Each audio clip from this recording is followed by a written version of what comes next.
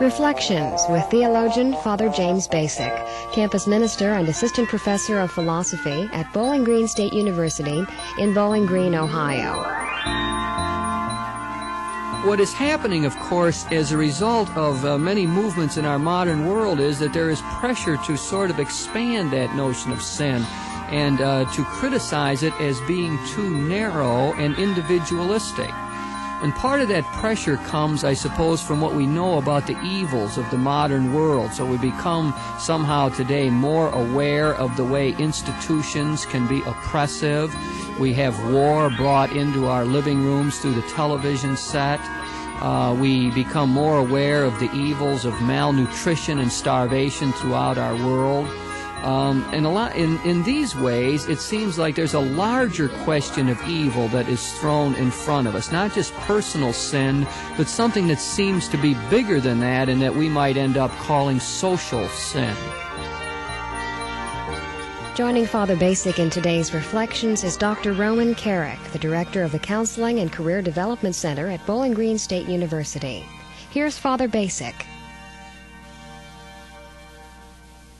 Roman, you and I have been friends now for over a decade, I think it is, and I've interacted in many times, both socially and professionally, and so I think it would be good for us to speak seriously for a while about religious-type matters. I know you have an interest in the world of theology as well as your professional field of psychology.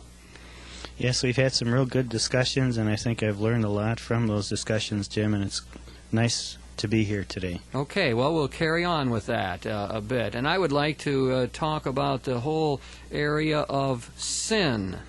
Sin is a difficult and heavy topic, but I'd like to approach it perhaps in different ways and introduce a new category of sin that the theologians today talk about, that of social sin. In other words, what I'd like to do is to give a description about what's going on in the world of theology and then see if perhaps that makes sense to you coming out of your own framework, which is more psychologically oriented.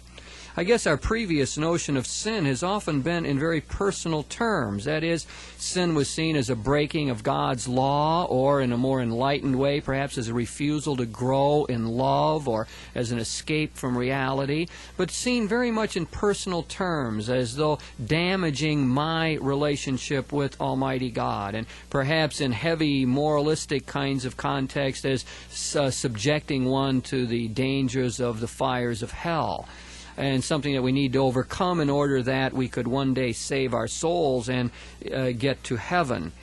Well, what is happening, of course, as a result of many movements in our modern world is that there is pressure to sort of expand that notion of sin and to criticize it as being too narrow and individualistic.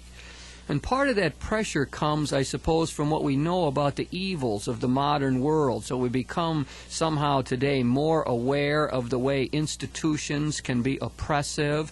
We have war brought into our living rooms through the television set. We become more aware of the evils of malnutrition and starvation throughout our world. And in these ways, it seems like there's a larger question of evil that is thrown in front of us. Not just personal sin, but something that seems to be bigger than that and that we might end up calling social sin. And I suppose another pressure that comes upon us Christian theologians comes from the world of Marxism, which, of course, is so powerful around our world and has expanded and taken over so many people. And Marxism likes to talk about institutional matters, about unjust economic structures, about freeing people from these kinds of alienating systems. Marxism likes to talk about ideologies that support these systems. Well, because Marxism is so powerful in our world, Christian theologians have seen the need to enter into dialogue with these Marxists and to try to find ways in which we can show that Christianity has something to offer in the world that would help people to live more humanely and would improve our society. So again, the Marxist dialogue has forced us to introduce this category of social sin, or to see sin as something bigger than simply my personal failure to respond to God. So we might start out with just sort of a working definition of social sin as being institutional evil, or systemic ways in which people are dehumanized. It points to the fact that structures in our world can enslave and hurt people, as well as individual sins that people commit. Now, I think as we go along, we'll probably want to analyze that more carefully and to see where that idea comes, but let's just begin with that. And I'm wondering, as I'm talking about that, Roman, that idea of social sin, whether that brings any ideas to your mind in terms of your own work or your own wider reading. Well, what I was really thinking about as you were talking are the sorts of, trying to apply that to the sorts of things that you see on the nightly news. Try to apply that to the plight of the aged in our society, for instance. The people who are afraid to leave their homes because people out there are their prime game for muggings and things of this sort. And you start to wonder what has caused this kind of condition. Or I think about some of the things that Carl Menninger says in his book, Whatever Happened to Sin, in terms of what we've done, say, to some of the American Indians down in the Southwest, stealing their lands, putting them on reservations, not being respectful of their great feeling and about the sacredness of land. I think of what's happening to the old people in terms of the Social Security issues and all the various political kinds of issues that you hear talked about. I presume those are the sorts of things that you're relating to when you speak about social sin. I think so, yes, and I think it's vital that Christianity enter into the discussion of those issues and find ways of trying to improve the situation in general. And I believe we need to look at our theological resources in order to try to be able to do that, because seems to be no doubt that somehow systems and structures and institutions in our world do end up dehumanizing people. I suppose if I was to think of the prime example of that, we might think of the whole thing of slavery in our own country, in which a whole race of people were systematically dehumanized and used as chattel, as things, rather than respecting their dignity as people. Or we could think of today, in which people are enslaved. We could think of the Gulag in Russia and the plight of the dissidents. We could think of the oppressions that go on in Latin America and where people are systematically tortured. We could think of the political prisoners around the world. We could think of all the things that Amnesty International brings to our minds. And so, yeah, I think that indeed that there is a sinfulness. Now, we got to be careful about how we're using that word, because the word sin really does, first of all, apply to personal, culpable, blameworthy actions, as well as the destructive tendencies in our own personality. In other words, that's where sin, the word sin, is properly located. But what we've done here is to take the word sin and apply it to larger structures. It doesn't mean, I'm not talking about a collective guilt, as though somehow all of us who are living today are responsible sinfully for the slavery that existed in the 19th century in the United States. It wouldn't be that. What it means is, and points to, is the fact that the personal sins that have been committed in the history of the world have tended to embed themselves in structures, to get codified into the systems. That people's individual greed and selfishness and refusal to love God indeed have somehow contributed to these unjust structures in which we live. Yeah, go ahead. You're talking then about social sin as being more or less a descriptive term for the negative influences of organizations, the industrial complex, things of that sort. Exactly, yeah, as a description of that, right. Although I guess what you end up seeing is that there is an interplay between personal sin and this social sin as we're describing it.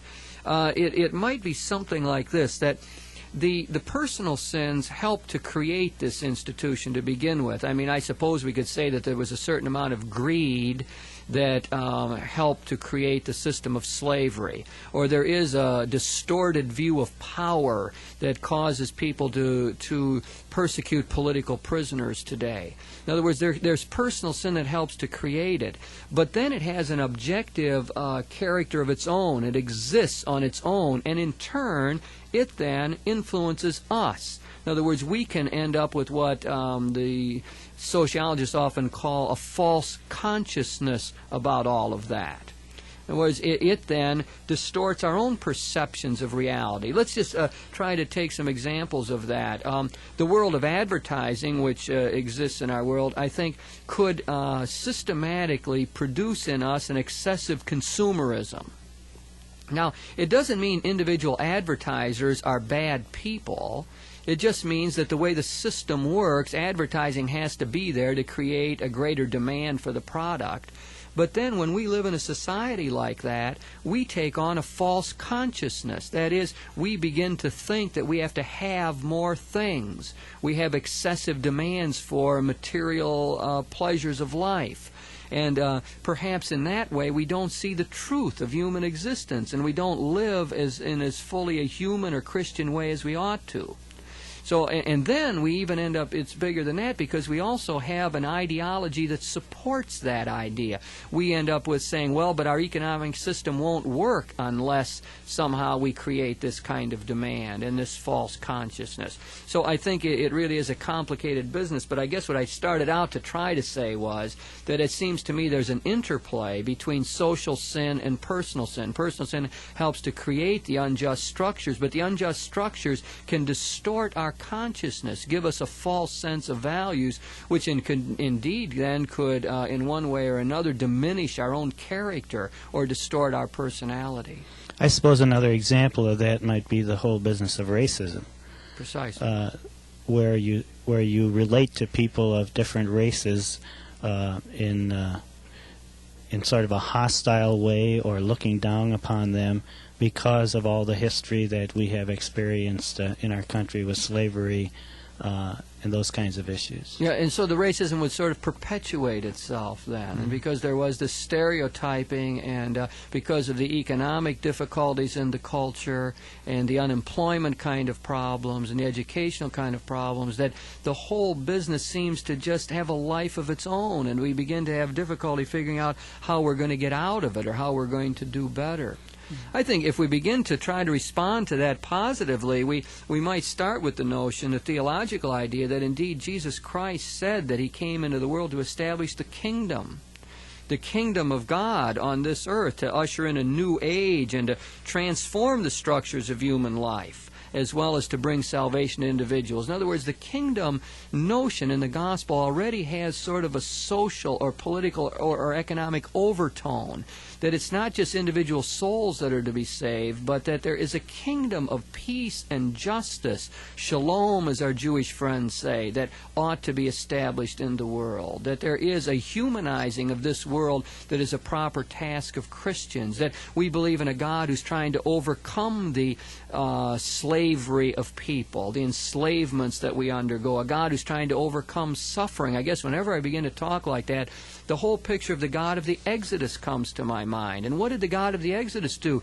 He didn't just save individual people, but he saved a whole group of people. He took a group of people out from under the slavery of the Pharaoh, an economic and political and social kind of enslavement, and gave them freedom, their own land, and a chance to build their own life.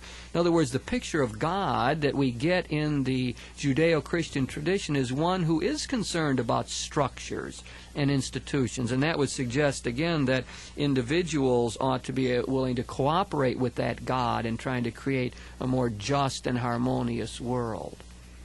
How do you respond to that, though, Jim? You have, all of us are sort of manipulated and controlled by these huge corporations, in a sense, by advertising, by television, and it's hard for an individual to sort of deal with those massive, powerful organizations in our lives. How do we go about changing those kind of things. We can sit and say, sure, there is social evil. There is a lot of social sin in the world, and we can sit at home and feel guilty about seeing the people starving in other countries, and yet we can do something in terms of giving or talking about that or becoming more aware of those kinds of issues. But how do we sort of go about dealing with what appears to be a very impersonal force many times? That's certainly a key question for all of us, isn't it? Why don't we see what kind of answer we can assemble to that? There's a couple ideas that come to my mind to begin with. One is, it seems like you need the original consciousness raising. Many of the modern movements have taught us that, it seems to me. If you look at the black movement in the United States, part of it was to raise consciousness about racism to begin with. I think many people said that they first learned about the problem through the Selma March or the sit-ins in the South. It's the first time that many of us felt the problem in any way. I suppose some people that happened when they watched Roots on television. But the women's movement, it seems to me, has worked with that same idea, that first one has to help those who are oppressed to understand their oppression, to know that there's a better way of living, and then one has to help the oppressors or the dominant group to understand the problem as well. So surely consciousness raising would be one part of this. This is the way we would overcome false consciousness, and maybe many of us for the first time would understand, geez, there's ways in which I contribute to this difficulty. Maybe when I use sexist language regularly from the pulpit, for example, that maybe I'm just inculcating in the next generation of people a false understanding of the role of women in the church and in the society, so that perhaps my colleague then, who reminds me that I shouldn't use that kind of language, begins to raise my consciousness, and then maybe in my own attempt to improve my language, then maybe I begin to help others to see the problem where they didn't see it before. So consciousness raising would be one part of it, it seems to me. The other idea that occurred to me was the whole idea of building coalitions. That as individuals, we can't hardly fight systemic injustice, but when we band ourselves together, perhaps we're able to do something. And you see so much of this going on now. So you think of Amnesty International, which tries to free political prisoners, and so as they win the Nobel Prize, and then they get more people in the organization, and maybe they actually do put pressure on some of the totalitarian systems to deal better with their political prisoners.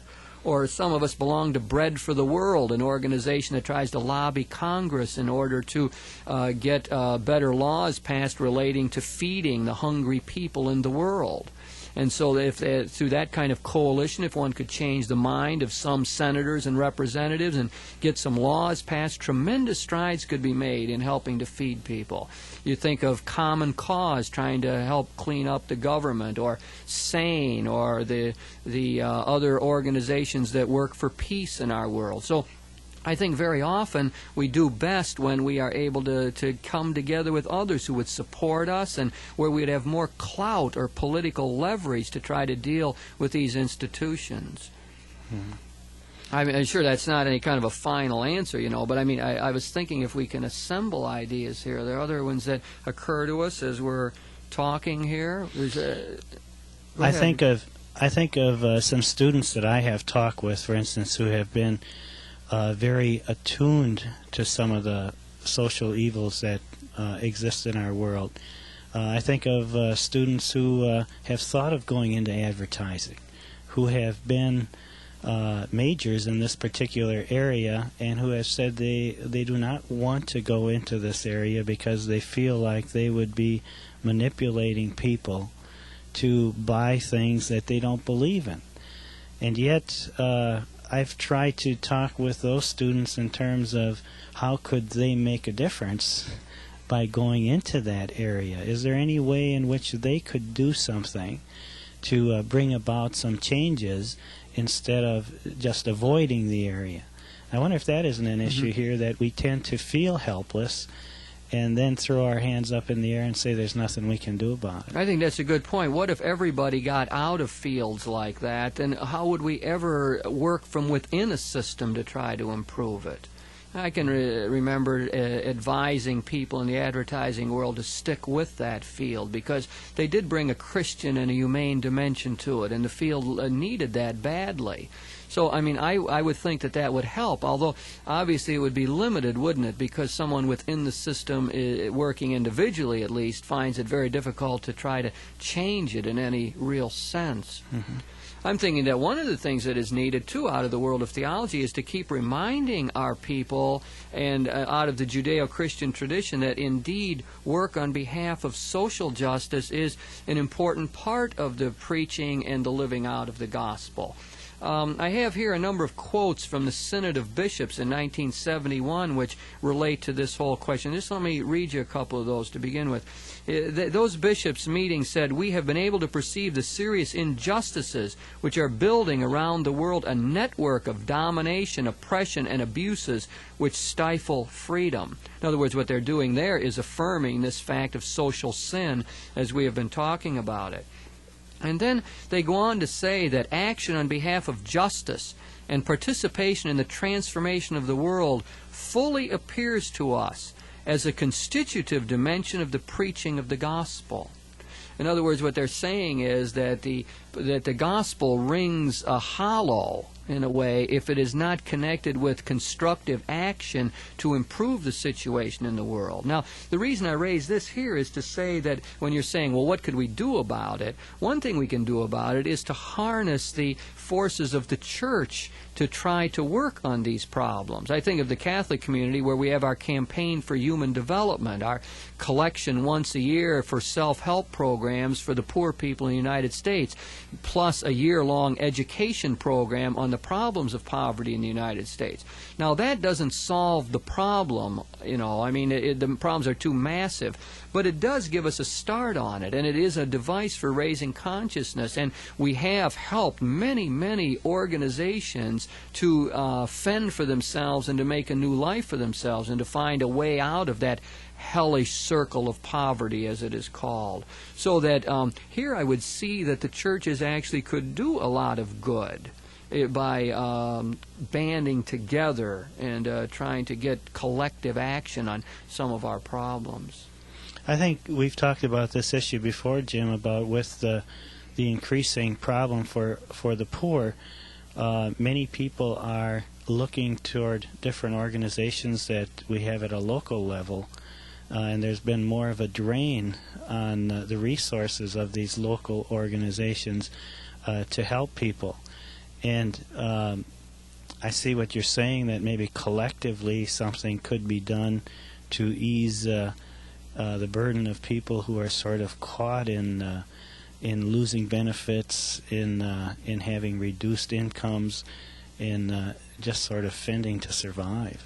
Yes, I think that more of that is going to be called for in these days. We're already feeling the crunch in our own community, and a lot of people are searching for ways to try to help out those. And certainly the way the economic picture looks, and with the changes in economic policy and so on, many people are being hurt, and many poor people are finding themselves in difficult situations. And somehow we have to respond to that. And I don't think we're going to do it just with an individual handout.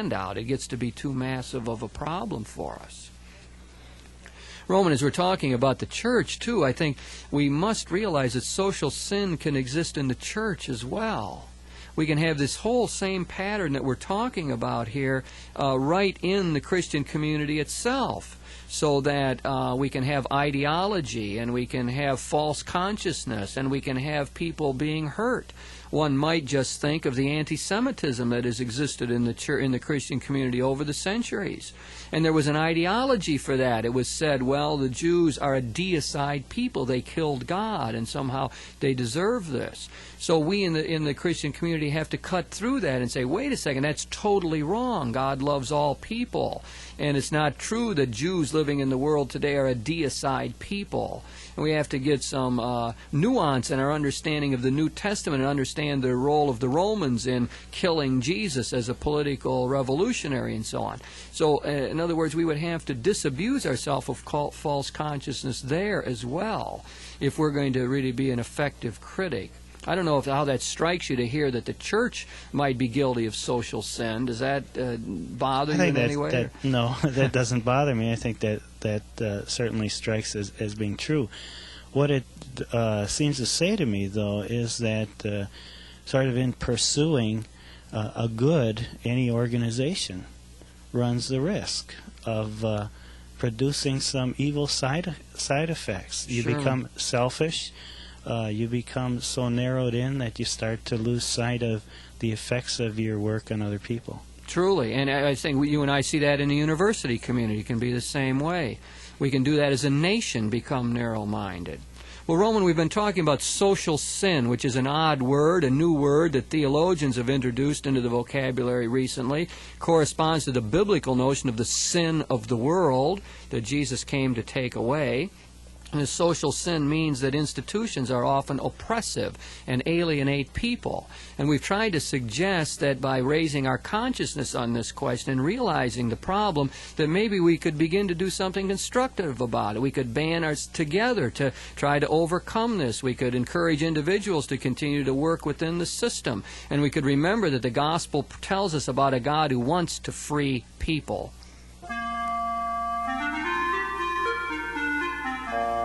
You've been listening to Reflections with your host, theologian Father James Bacik, campus minister and assistant professor of philosophy at Bowling Green State University in Bowling Green, Ohio.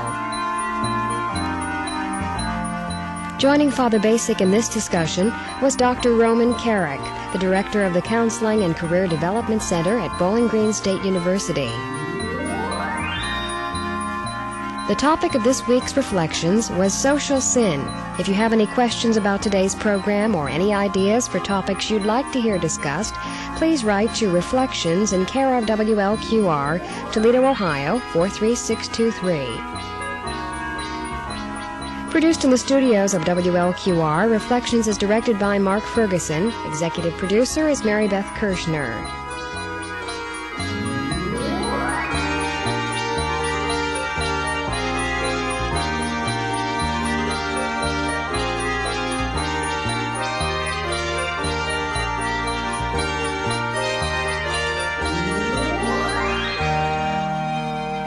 Reflections is brought to you by the Genesis Radio Network.